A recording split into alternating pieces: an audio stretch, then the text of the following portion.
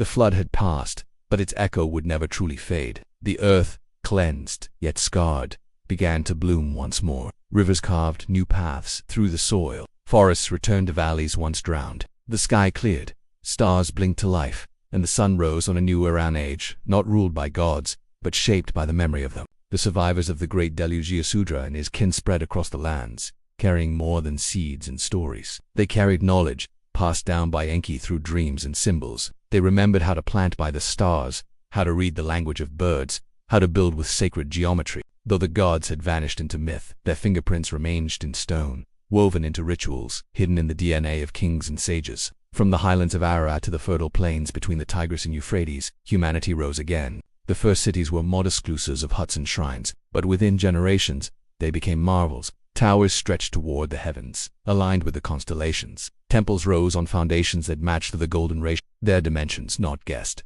but measured, echoing lost maps from the time of the in Sumer, in Egypt, in the Indus Valley, and far beyond. A golden age of civilization began, far too quickly to be explained by random evolution alone. The wise ones, those descended from Zeusudra's line, became priests, kings, astronomers. They taught that the gods had come from the stars, that they had walked among men, and that they would one day return. They passed on calendars that aligned with celestial movements, star charts that mapped not only Earth's skies but patterns only visible from beyond it. In every tongue, in every temple, the same symbols appeared: wings, serpents, pine cones, spirals, sacred signs of knowledge once divine. The memory of Enki became the foundation for myths of wisdom-giving gods: Ea in Babylon, Ptah in Egypt, Quetzalcoatl in Enlil's image transformed into that of the storm god, the Punisher, the Loguvera's legacy remembered in thunder and judgment. Ninmah became the goddess of healing and birth, honored under countless names. Even Anu, the distant father, became the silent sky deity, present but unseen. But the deeper truths were guarded. Not all knowledge was meant for the masses. Enki had known this. He had encrypted the most powerful secrets about the stars, about energy, about the soul into symbols, myths, and monuments.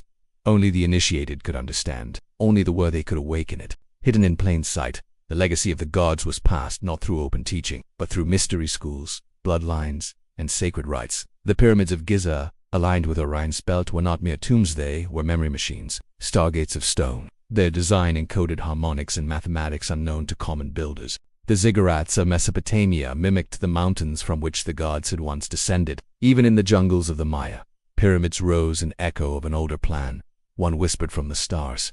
As centuries passed, the stories changed. The gods became heroes, then myths, then legends. Generations who never saw them still spoke their names. Scribes carved their tales onto clay and stone. Poets sang of the war in heaven, the creation of man, the flood that remade the world. And though the names shifted, Anunnaki became Elohim, Nephilim, Watchers. Davista essence remained the same.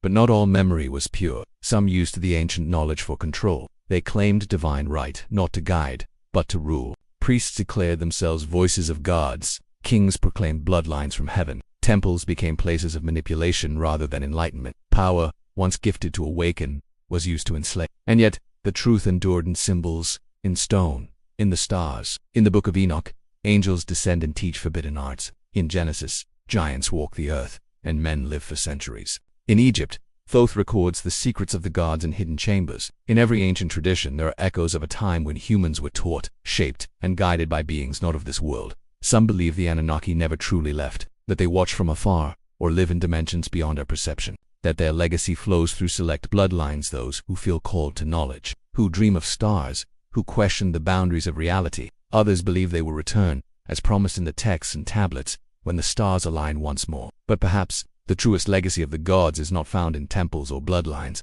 Perhaps it is in the human spirit, the will to learn, to build, to wonder. The Anunnaki came seeking gold, but in the process they lit a fire they could not extinguish. They gave humanity more than tools. They gave memory, curiosity, and the spark of divine potential. And though war nearly destroyed it all, the flood washed the earth clean, allowing something new to grow. Now, we walk among their echoes. We live in cities built on forgotten blueprints. We gaze at stars once mapped by ancient hands. We tell stories that began before time, and in quiet moments, in dreams, in inspiration, in the pull we feel toward truth, we remember not just who we are, but who we were, and who we were meant to become.